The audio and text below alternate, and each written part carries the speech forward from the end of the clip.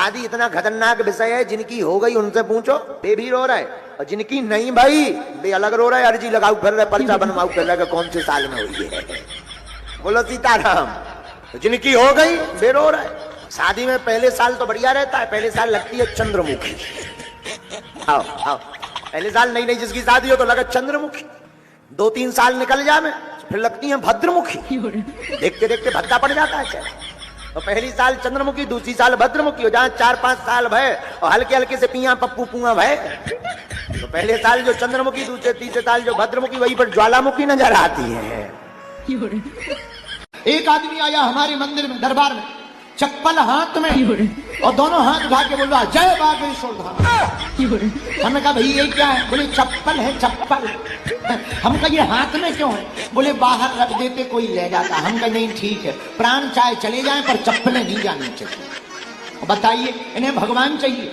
हम मुंबई में कथा कर रहे थे कुछ दिन पहले, 2-3 साल हो गए, लॉकडाउन के टाइम की बात है। जिसके घर पे कथा करके रुके थे, वहां पंडित जी आए, बोले गुरुजी आपकी आज्ञा हो तो हम इनके बेटा की शादी कर दें, पढ़ दें। हम कहा पढ़ दो।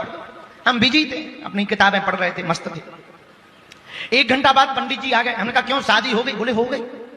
हम कहा 1 घंटे में? बोले इन लोगों को टाइम नहीं था। हमने मन ही मन कहा इसलिए तो ये चाइना का मॉडल हो गया है विवाह, ज्यादा देर चलता नहीं है, जल्दी से तलाक हो जाता है।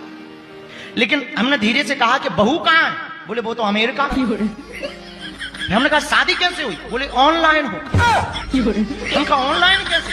बोले दूल्हा ने यहाँ अग्नि जला ली, दुल्हन ने वहां अग्नि जला ली, हम मंत्र बोलते गए, वहां फेरे, वो करती रही, यहाँ पे। हम कहा क्या गजब की शादी है। हम कहा फिर बच्चा तो फ्लिपकार्ट से मंगवा लेना चाहिए।